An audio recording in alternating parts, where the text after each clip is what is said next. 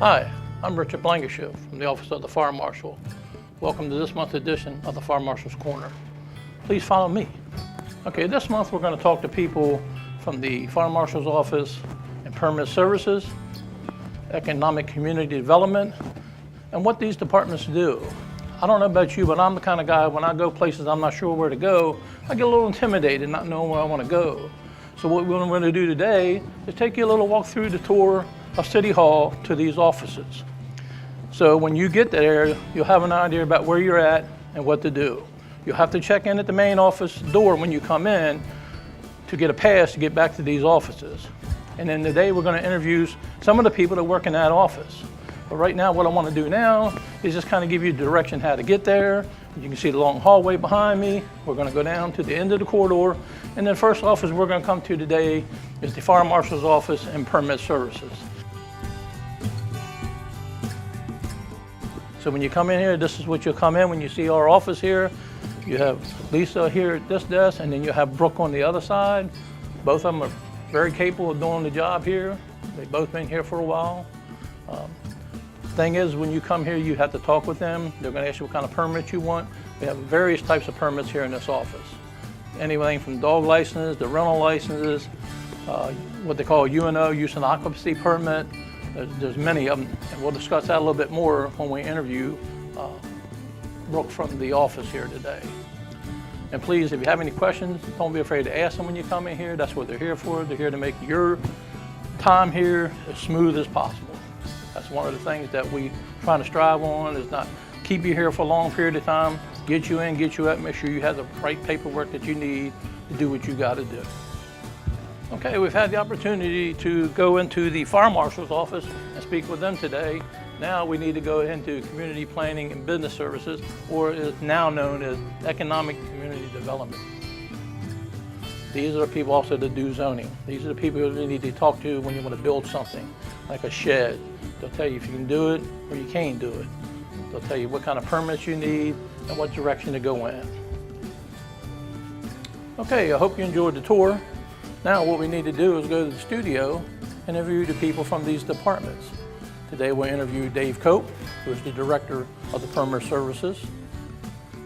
Also we're going to interview Brooke Quinlan, who works in the Office of Permit Services.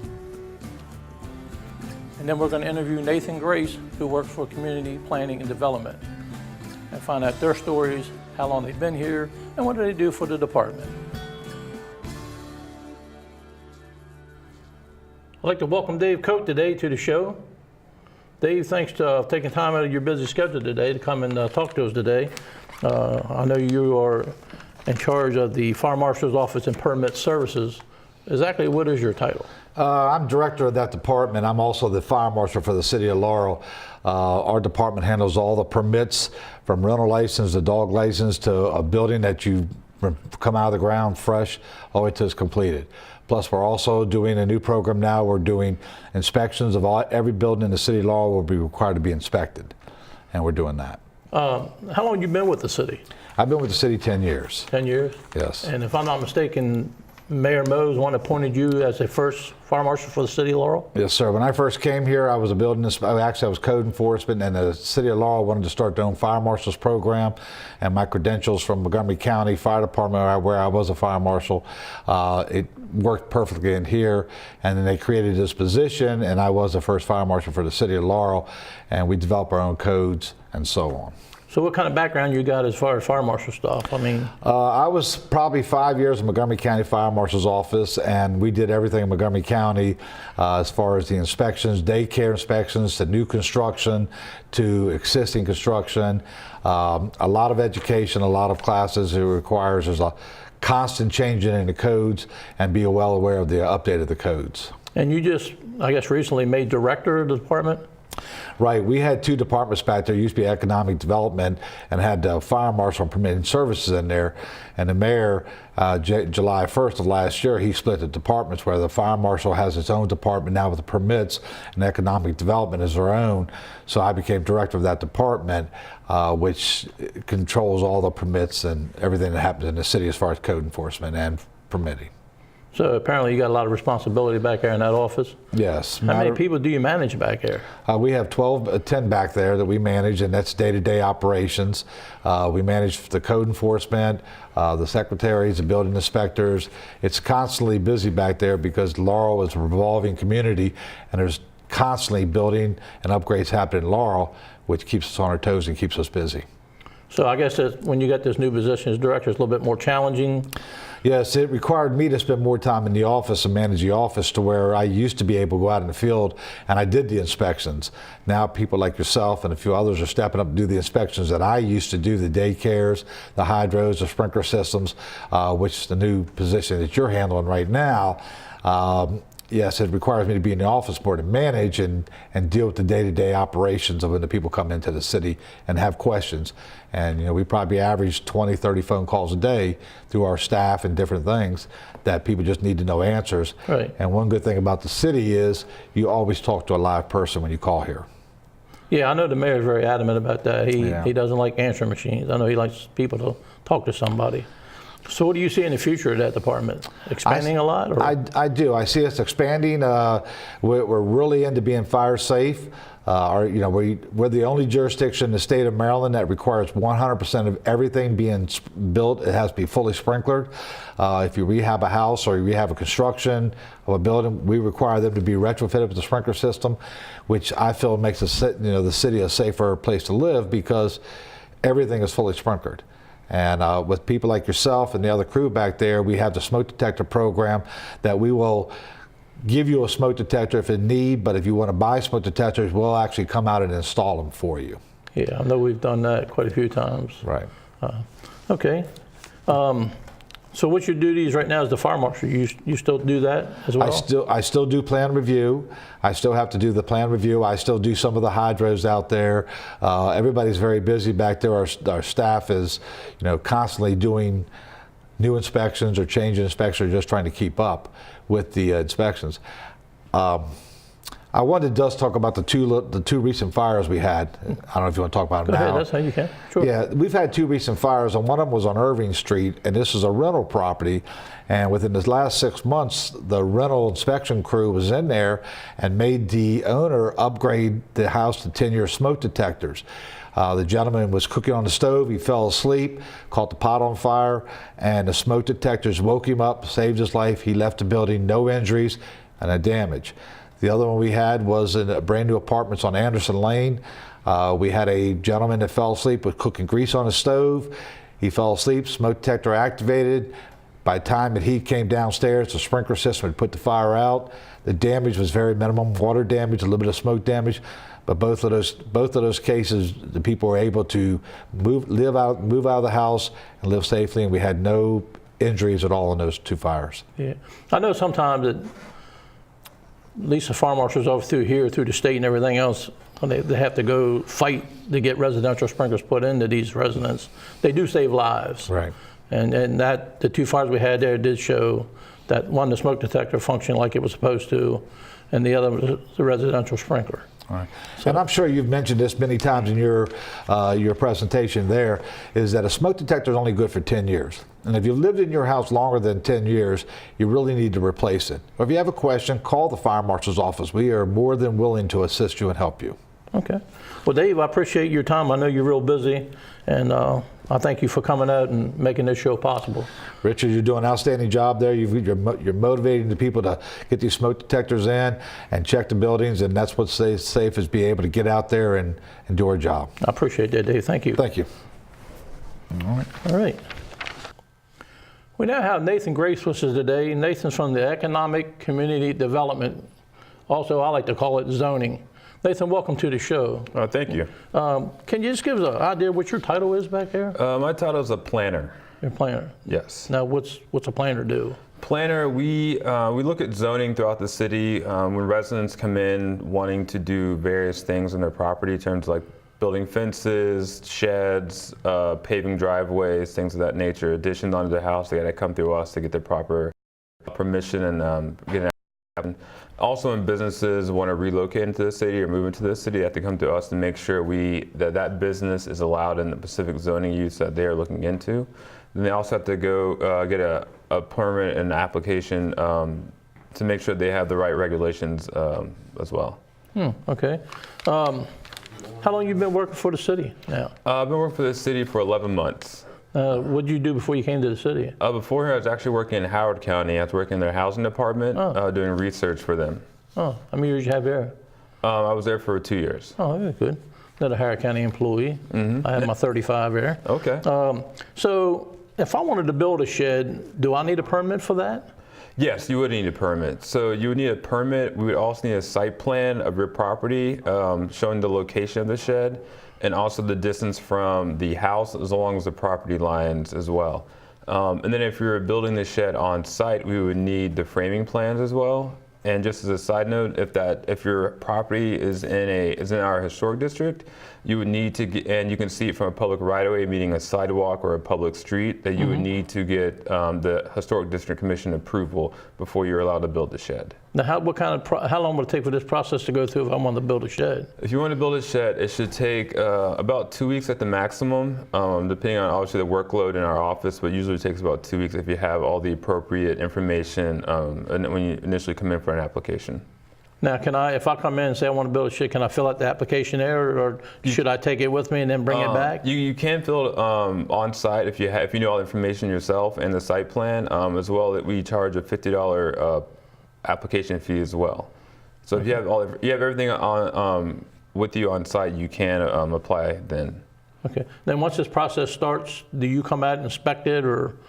We don't expect it unless there is a specific need that we are looking into, or if we have a neighbor's concern and things like that. But for the most part, we do not go on site and inspect it. Okay. Now, how many people work back there where you're at? Currently, there are 5 people working back there. And they have a director back there also? Yes, currently we have an acting director. I don't know if you know, our former director retired 2 weeks ago, so we do have an acting director right now. And that is Christian? Yes, Christian. Oh, okay, good. Anything you like to let the people know if they want to apply for something else? That's where they would come? Yeah, so you want to apply anything on your property that we can see. If you're looking at opening a business, you can also come as well. We do have some grants available for businesses. One will relocate on Main Street. Even relocating in the city, we do have a little database showing some vacant property throughout the city that we might be able to assist you with in relocating.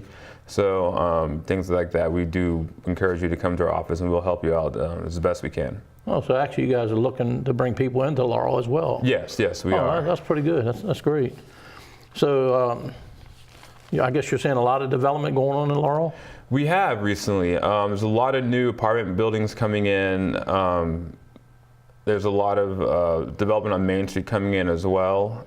We've seen a lot of new businesses coming in. There's going to be a place on Main Street that's going to have some live music, which is pretty exciting for the city as well. So no, there's a lot of things going on, and we're pretty excited to see what's going to happen the next year or so, I would say. Good.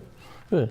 All right, well, I appreciate your time. We just wanted to kind of touch base with your department, see what you did, because I know they split the two departments up. Yes. And are you happy back there? You like doing what you're doing? I do. I really enjoy it. I enjoy the work environment. I enjoy everyone I work with. I enjoy the people that come in and helping them out is really one of the best parts of my day is people coming in not really knowing much about what they need done, and we kind of hold their hand some of the time, and kind of it's really gratifying to see that their end results sometimes a lot of these homes and businesses. Yeah. I just wanted to talk with you a little bit and talk to Dave Koch and them people about what the departments do and how we can help the citizens and make things a little bit smoother. Yes, that's our goal always. Well, Nathan, thanks for coming. I appreciate your time. For having me. And have a good day. You too. Thank you. And today we welcome Brooke Quinlan. I think I pronounced that wrong again. Quinlan. To the show. Brooke works for the Fire Marshal's office in Pitt Merchant Services.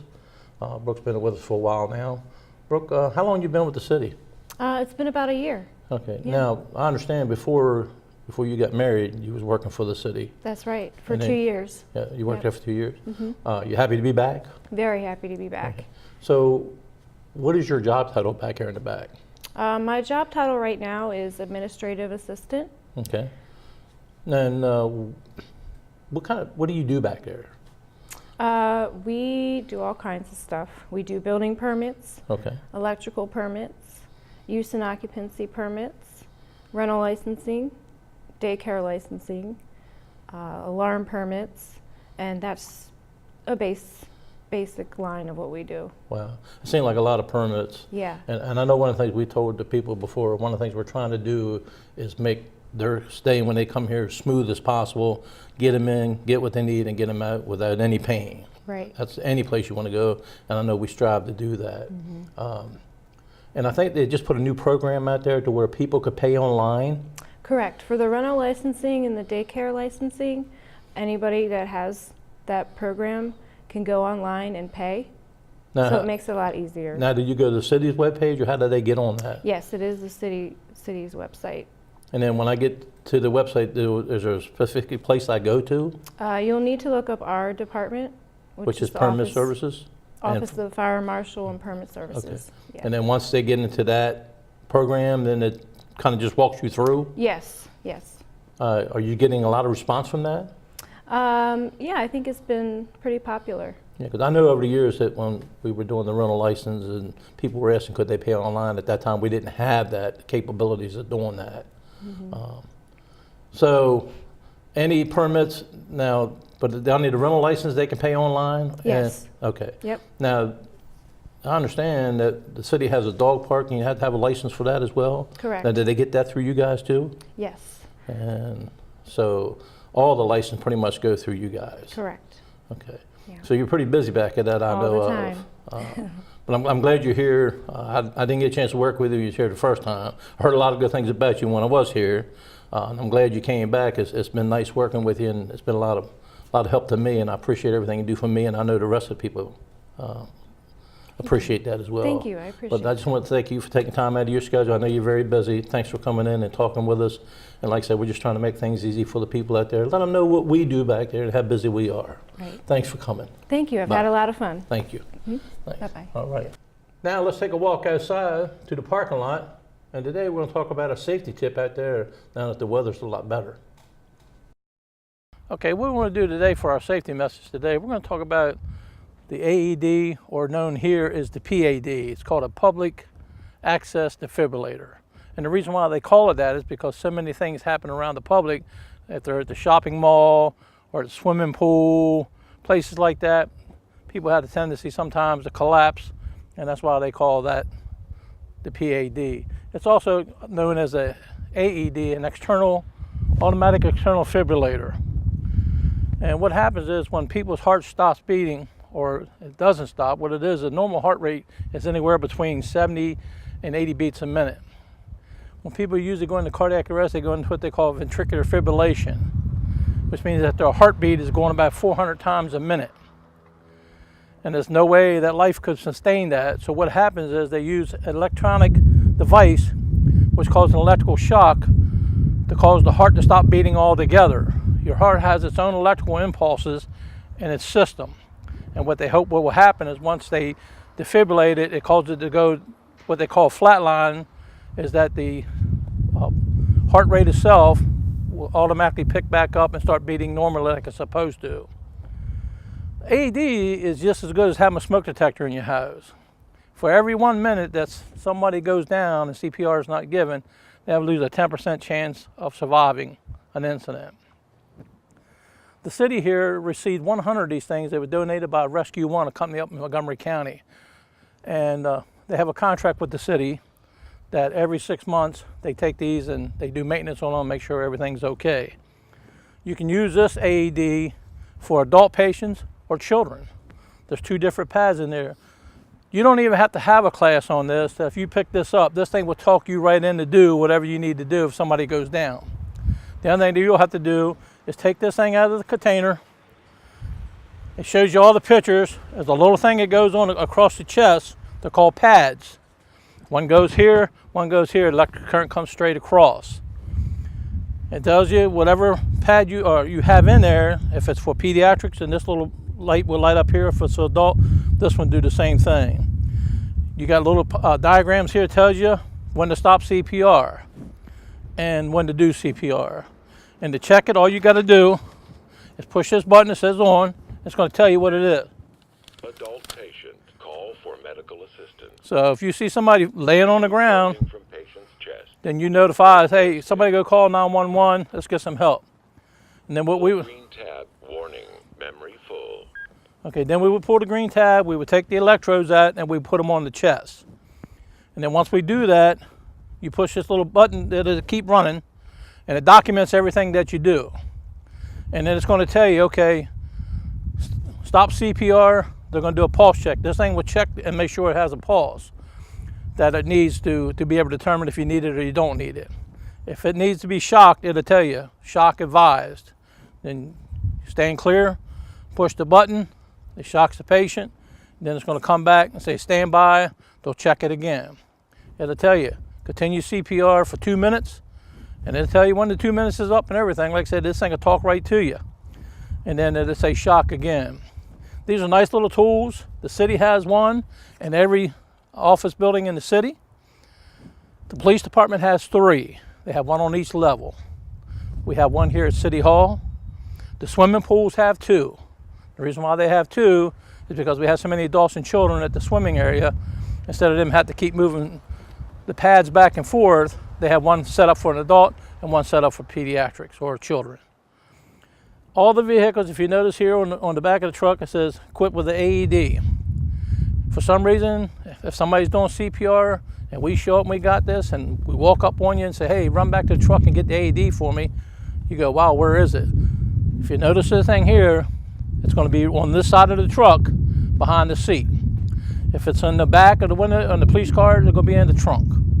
Now, the police officers have been on many calls and saved at least 2 or 3 people I know of. Matter of fact, they used it one day on one of their own people. The guy came in, one of the officers came in and said he wasn't feeling good. All of a sudden he collapsed. They hooked up the AED and he survived. But they do work. The city's committed to not only make our city safe, to drive around through Laurel, make it look nice, keep the signs and all down, keep the trash all picked up, but they are committed to make sure that we have these things on our vehicles. We have them on vehicles throughout the city. We have 100 of these that were donated to us. We have over 125 people certified in CPR and AED. Like I said, if you don't even have the class, you can use this thing. It's very, like I said, it'll walk you right through step by step, tell you exactly what to do. The only thing we need the people to do is if you can take a CPR and AED class, take it. It's nice to have that. But one of the things that the county has is what they call, when you call 911, say, hey, I got a guy that's down, these people are trained to talk you right through CPR. They'll tell you what to do. Expose the chest, put your hands between the nipple line, push both hands on that, and just keep pushing. A lot of people get a little upset. They don't want to do mouth to mouth because they worry about diseases.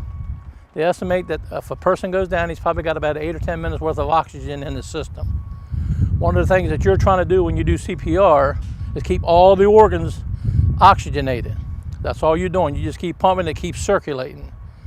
When a person goes into cardiac arrest, as soon as they hit the ground, they're clinically dead, right off the bat. The thing that we're trying to prevent with the AED and by doing CPR is what they call biological death. There's a 4 to 6 minute interval there. After 6 minutes, your brain cells start to deteriorate, they die. They cannot be rejuvenated. Once them cells are dead, they're done. So that's what we want to do by having our people trained with CPR and AED, and also having AED, is to prevent that biological death. So again, like I said, if you don't have a class, try to get into one. You can contact your local fire departments or rescue squad. They'll tell you where these classes are. Get into it. It's only a couple hours long. You'll be surprised you get a lot out of it, and you may save somebody's life. Before we close out today, I'd like to take some time to thank the guests here today who helped make this possible. Dave Koch, who is the director of the Fire Marshal's office. I'd like to also thank Brooke Quinlan for her time and what she gave the information to us today. Made a big difference. Hopefully it helped you out. Or I'm sorry, Nathan Grace, thanks for your help as well. Also, I'd like to thank the guys behind the camera. You don't get to see them. I'd like to thank John and Ed for their time and make this possible. The other thing is, when you're traveling through the city streets of Laurel, please look after our people out on the street. Our trash truck guys are out there. Sometimes they might not see you. If you see a trash truck on the road, please slow down. If you got to go past them, go about 3 or 4 miles an hour. Like I said, sometimes they don't hear you, they don't see you, they might step out in front of you. At least allow them enough time that you can brake and not strike them. If you see our police department and our EMS and fire, please do the same for them. They're out there doing a job to make this city safe. Please look after them. It's very important that you do that. And again, personally, I'd like to thank you myself for viewing this show, and we will see you next month on the Fire Marshal's Corner.